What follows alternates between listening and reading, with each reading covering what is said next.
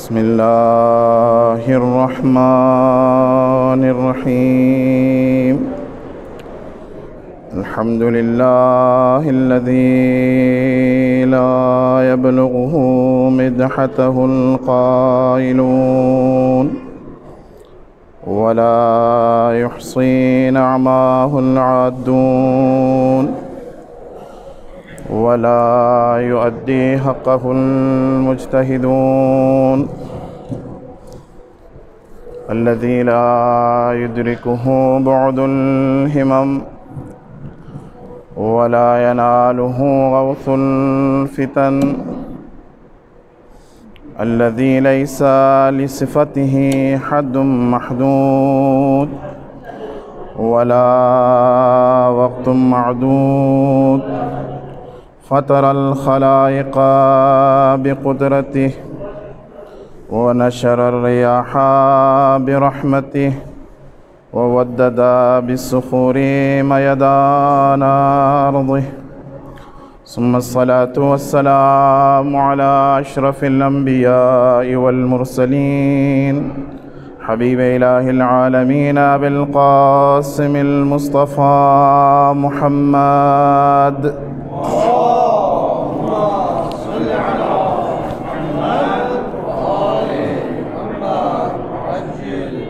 وعلى آله الطيبين الطاهرين المعصومين المظلومين. أما بعد، قال الله تبارك وتعالى في محكم كتابه المجيد وفرقانه الحميد وقوله الحق وهو أصدق القائلين. بسم الله الرحمن الرحيم. وإذ ابتلى إبراهيم ربه بكلمات فأتمهن قال إني جاعلك للناس إماما قال ومن ذريتي قال لا ينال عهد الظالمين. بار دیگر بلندتر صلوات.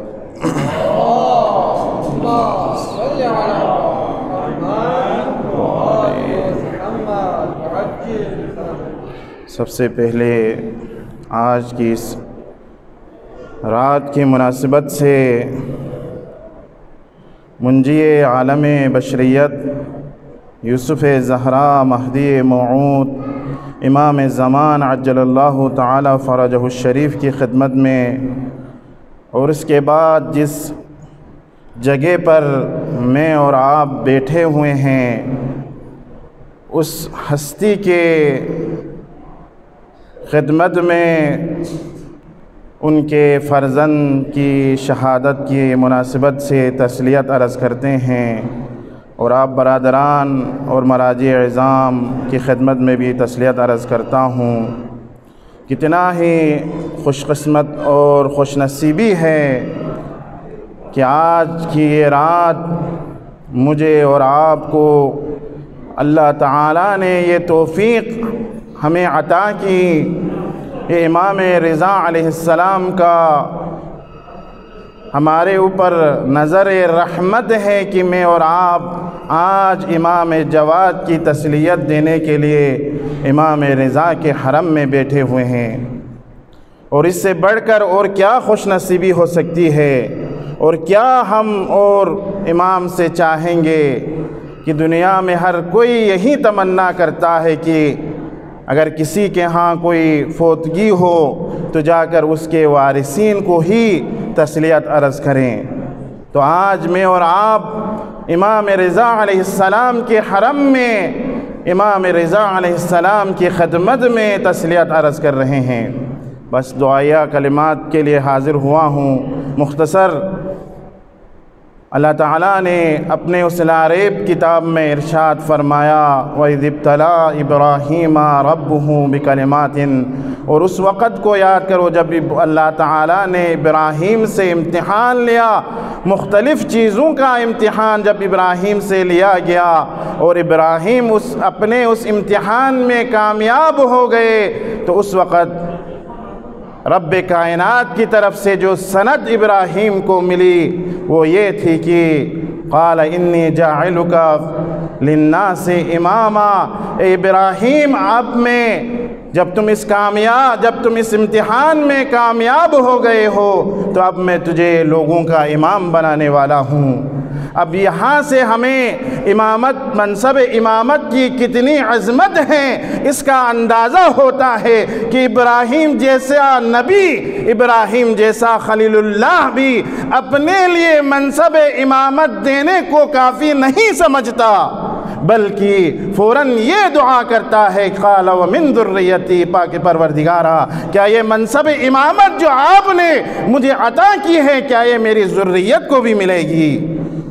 اس وقت خالق کائنات نے تا قیام قیامت ایک اصل دنیا والوں کو بتا دیا منصب امامت کیا چیز ہے۔ کہا قال ومن ذریتی، خالق کائنات نے فرمایا قال لا ینال عہد الظالمین، یہ منصب امامت ظالموں کو ہرگز نہیں مل سکتا۔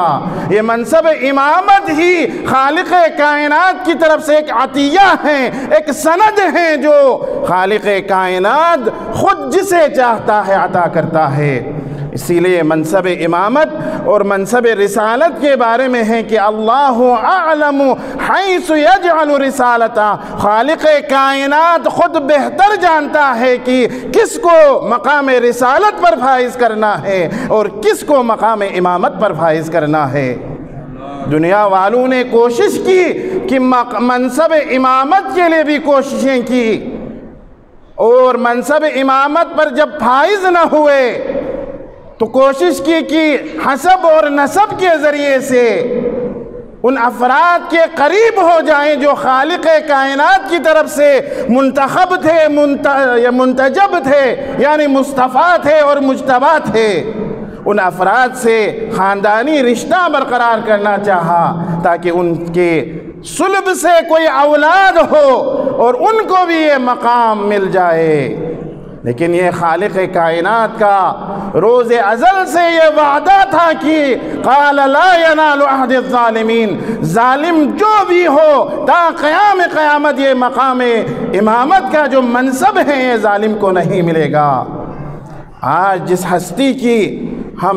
ہستی کا ذکر کریں گے، جس ہستی کی شہادت کا دن ہے، وہ بھی اس منصب امامت پر فائز ہوئے، اور امامت کے اس تمام ائمہ علیہم السلام کی اگر آپ زندگی کو دیکھیں تو یہ واحد امام ہیں جو کم سنی کے حالت میں آپ کو یہ مقام خداوند متعال کی طرف سے عطا ہوا۔ جب آپ کے والد بزرگوار شہید ہو گئے تو یہ منصب آپ کو مل گئے، لیکن یہ واحد امام ہیں جو صرف اور صرف 25 سال تک زندگی کر سکے۔ اب آپ دیکھیں اس محفل میں، اس مجلس میں 25 سال کا جوان، لیکن اس جوان میں ایسی خصلتیں، ایسے اوصاف ہمیں نظر آتے ہیں جن کو دیکھ کر ہماری عقل حیران رہ جاتی ہے۔ کیوں؟ اس لیے کہ ایک انسان جو ہے جب تک وہ 40 سال کا نہ ہو جائے، جب تک وہ 35 سال 40 سال کا نہ ہو جائے، جب تک وہ باتجربہ نہ ہو جائیں، اس وقت تک اس کے کاموں میں، افعال میں خطائیں موجود ہوتی ہیں۔ جب انسان 40 سال کا مرحلہ طے کرتا ہے تو اس میں وہ پختگی آ جاتی ہے۔ لیکن آپ اس جوان کو دیکھیں کہ 25 سال جس نے عمر کی ہو، 7 سال کی عمر میں جسے مقام امامت عطا ہوئی ہو، لیکن دنیا والے اور جو مخالفین ہیں وہ بھی تعریف اور تمجید کرتے ہوئے نظر آتے ہیں۔ اب امام جواد علیہ السلام کی اگر ہم اوصاف کو گننا شروع کریں تو ختم نہیں ہو سکتا، ان کی خوبیاں بیان نہیں کر سکتے، لیکن یہ وہ غریب امام ہیں کہ تاریخ میں بھی اگر ہم دیکھیں ان کی زندگی کے بارے میں تو بھی ہمیں کچھ گنے چنے الفاظ تاریخ میں ملتے ہیں، لیکن باقی ائمہ علیہم السلام کی نسبت بہت کم چیزیں ہمیں ملتے ہیں۔ اب آپ ان کے صفات میں سے ایک صفت یہی ہے کہ آپ کو جواد الائمہ کہتے ہیں۔ جب آپ کی ولادت ہو گئی تو امام رضا علیہ السلام نے اصحاب کو اپنے سامنے بلا کر کہا کہ میرا یہ فرزند سب سے زیادہ پربرکت ترین فرزند ہے، یہ مولود بابرکت ترین فرزند ہے۔ اب کیا معنی ہو سکتا ہے؟ کیا باقی ائمہ علیہم السلام بابرکت زندگی نہیں گزارے انہوں نے؟ نہیں، بلکہ تاریخ اور کچھ شرائط اور زمان کو ہمیں دیکھنا ہوگا کہ کس زمانے میں امام جواد علیہ السلام کی ولادت ہو گئی۔ امام جواد علیہ السلام کو جواد کیوں کہا جاتا ہے؟ امام جواد علیہ السلام کو جواد اس لیے کہا جاتا ہے چونکہ جواد خود عربی لفظ ہے جس کا معنی ہے زیادہ عطا کرنے والا، بخشش کرنے والا، لیکن عرب میں ایک اور لفظ بھی ہے جسے کریم بھی کہتے ہیں، جو بھی عطا کرنے کے معنی میں آتا ہے، زیادہ عطا کرنے والا۔ لیکن بعض نے کریم اور جواد کا ایک فرق بتایا ہے، وہ یہ ہے کریم وہ شخص ہے جب سائل سوال کرتا ہے تو یہ کریم شخص اپنا سب کچھ لٹاتا ہے، اسے کہتے ہیں کریم۔ لیکن جواد کے بارے میں کہا ہے کہ جواد اس شخص کو کہا جاتا ہے سائل کے کہنے سے پہلے اپنی تمام چیزیں جو عطا کرے اسے جواد کہا جاتا ہے۔ اب امام رضا علیہ السلام نے فرمایا یہ میرا فرزند بابرکت ترین فرزند ہے۔ اب میں مختصر کر کے آگے نکلتا ہوں۔ کیوں کہا امام نے؟ تاریخ میں دو ہستیوں کو دشمنوں نے طعنہ دیا۔ ایک رسول اکرم صلی اللہ علیہ وآلہ وسلم کو جب طعنہ دیا، ابتر کا، منقطع النسل کا جب طعنہ دیا تو خالق کائنات نے سورہ کوثر نازل کر کے بتا دیا انا اعطیناک الکوثر، اے میرے حبیب میں تجھے زہرا کی شکل میں خیر کثیر عطا کرتا ہوں، اور ان کی نسل تا قیامت جاری رہے گی۔ اور یہ جو ابتر کہنے والے ہیں یہ خود ابتر ہو جائیں گے، ان کی نسل ختم ہو جائے گی، لیکن زہرائے مرضیہ کی نسل تا قیامت جاری رہے گی۔ اور دوسری ہستی جس کو تاریخ نے ابتر کا طعنہ دیا وہ امام رضا علیہ السلام ہے۔ کتنا غریب امام ہے کہ تاریخ کہتا ہے کہ 47 سال کی عمر تک جب امام رضا کے ہاں کوئی ولادت نہ ہوئی تو تاریخ میں موجود ہیں کہ ایک گروہ پہلے سے ہی واقفیہ کی شکل میں وجود میں آئے، امام رضا علیہ السلام کی امامت کو قبول نہیں کیا۔ جب امام کو اولاد بھی نہیں ہوئی تو ان کے پاس مزید شواہد محکم اور ٹھوس شواہد ہو گئے۔ پیغمبر کی حدیث تھی کہ امام حسین کے نسل سے امامت بڑھیں گے اور ہر امام کا ایک نائب ہوگا، فرزند نائب ہوگا، لیکن امام رضا علیہ السلام کے ہاں فرزند نہیں ہوئی۔ جب امام رضا کو جب یہ طعنہ دیا کسی نے تو آپ نے اس کو بلا کر کہا کہ عن قریب تجھے کیا پتا، عن قریب میرے ہاں اللہ تعالیٰ مجھے ایک فرزند عطا کرے گا۔ اور جب امام جواد کی ولادت ہوئی تو سب کو بلا کر، اصحاب کو بلا کر آپ نے کہا کہ میرے یہ فرزند بابرکت ترین فرزند ہیں۔ جب امام جواد کی ولادت ہو گئی تو واقفیہ والوں کو بھی جواب ملا، جو طعنہ ابتر کے دے رہے تھے ان کو بھی جواب ملا، اور امام رضا علیہ السلام نے سب کا جو طعنہ تھا ان کو اس الفاظ میں ان کو جواب دیا، تم لوگ جو مجھے ابتر کا طعنہ دے رہے تھے یہ میرا فرزند بابرکت ترین فرزند ہوگا۔ جتنے بھی تم لوگوں نے میرے اوپر تہمتیں اور اشکالات کیے ہیں، میرے یہ فرزند کا وجود ہی کافی ہے ان سب کو ختم کرنے کے لیے۔ اب امام رضا علیہ السلام کی ایک فقط یہ بتاؤں کہ غریب اس لیے ہے اگر کسی شخص کو اولاد نہ ہو، کسی شخص کو اولاد نہ ہو تو سب کے اس کے لیے دعا کرتے ہیں کہ پاک پروردگارہ اس شخص کے لیے اولاد ہو، کوئی فرزند ہو۔ وہ غریب ہے جس کا عمر گزر جائے لیکن اس کے ہاں کوئی فرزند نہ ہو۔ لیکن آپ دیکھیں امام رضا 47 سال کی عمر میں کوئی فرزند نہیں، لیکن جب فرزند ہوتا ہے تو آپ دیکھیں سب سے زیادہ غریب اور طعنہ امام رضا کو یہ بھی دینا شروع کیا، یہ جو آپ کا فرزند ہے یہ آپ کا رنگ اور چہرے کا جو رنگ ہے یہ آپ کے ساتھ نہیں ملتا۔ اب اس سے بڑھ کر انسان کے لیے کیا تکلیف دہ ہو سکتی ہے کہ آپ کے ہاں کوئی فرزند ہو اور آپ کا مخالف آ کر کہے کہ یہ فرزند اس کا نہیں ہے۔ اس سے بڑھ کر اور تہمت اور افتراء کیا ہو سکتی ہے؟ لیکن امام رضا علیہ السلام نے سب کو جواب دیا، لیکن پھر بھی باز نہ آئے۔ رشتہ داروں نے پریشر لگایا، کہا کہ ہم نسب شناس لوگوں کو بلاتے ہیں اور فیصلہ ان پر رکھتے ہیں، اگر یہ لوگ کہیں کہ امام جواد کو دیکھ کر کہ یہ آپ کی نسل سے ہیں تو ہم قبول کریں گے، لیکن اگر یہ لوگ کہیں کہ جس طرح ہمارا عقیدہ ہے، جس طرح ہمارا گمان ہے کہ آپ کے نسل سے نہیں ہے، تو ہمارا جو عقیدہ ہے وہ صحیح ہوگا کہ آپ کی امامت بھی غلط تھی اور آپ کا یہ جو فرزند ہیں بھی یہ بھی آپ کا فرزند نہیں ہے۔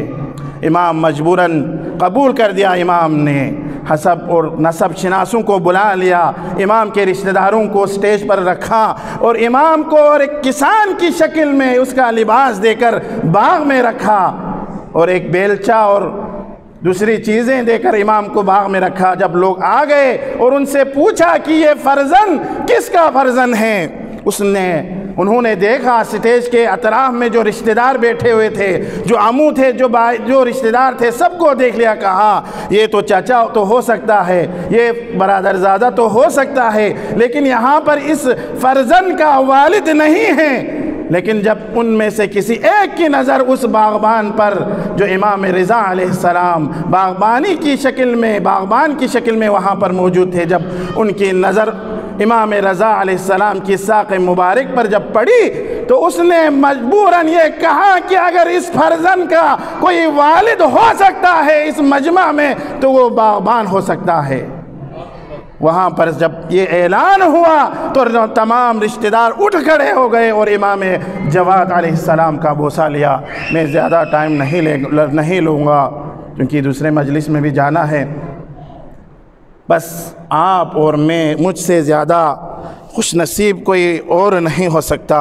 اب میں دوسرے فضائل بیان نہیں کر سکتا ہوں، جو مناظرات آپ نے کیے، جو دندان شکن جواب آپ نے یحییٰ ابن اقسم کو اور مامون کو دیے، وہ سب یہاں پہ بیان نہیں کر سکتا۔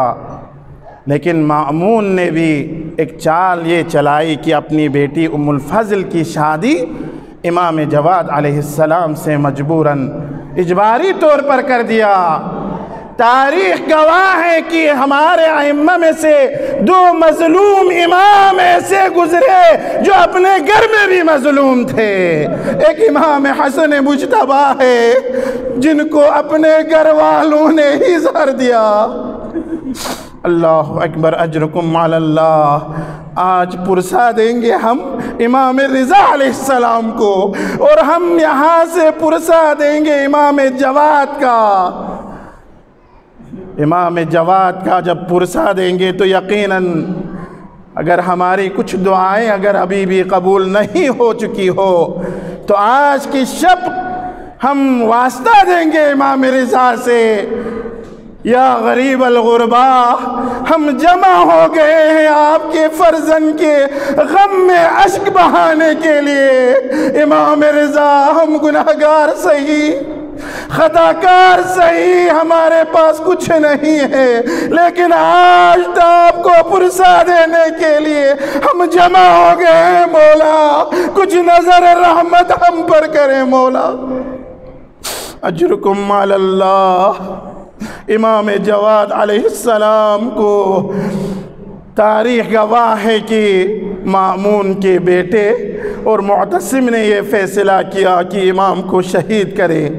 ام الفضل کے ساتھ منصوبہ بنایا، انگور میں زہر حلاہل کو شامل کیا۔ اللہ اکبر۔ امام جواد نے وہ منظر دیکھا ہوگا جب امام رضا کو زہر دے کر امام رضا کی جان روح پرواز کر رہی ہوگی۔ امام جواد بابا کے سر کو گود میں اٹھایا ہوگا۔ امام جواد نے بھی یہ منظر دیکھا ہوگا، لیکن اجرکم علی اللہ، آج جب امام جواد کو زہر دیا، ام الفضل نے اپنے سہیلیوں کو بلا لیا، کہیں امام مدد کے لیے آواز بلند نہ کرے۔ اجرکم علی اللہ، جب امام نے انگور کھا لیا، اس وقت امام کمرے میں تڑپنے لگے، مدد کے لیے پکارا، اے کوئی مجھے پانی دینے والا۔ اس وقت ام الفضل نے سہیلیوں کو بلا کر کہا، سب یہاں پر سیٹیاں بجائے، سب تالیاں بجائے، تاکہ امام کی آواز نہ سنے۔ اس وقت شاید امام ہادی آیا ہوگا، امام جواد کے سر مبارک کو اپنے دامن میں رکھا ہوگا، بابا کا بوسہ لیا ہوگا اور یہی فرمایا ہوگا، بابا دنیا کا یہ دستور کیا ہے کہ کوئی باپ 25 سال کے عمر میں اپنے جوان بیٹے کو، کمسن بیٹے کو یتیم کر کے جائے۔ الا لعنت اللہ علی القوم الظالمین، وسيعلم الذين ظلموا أي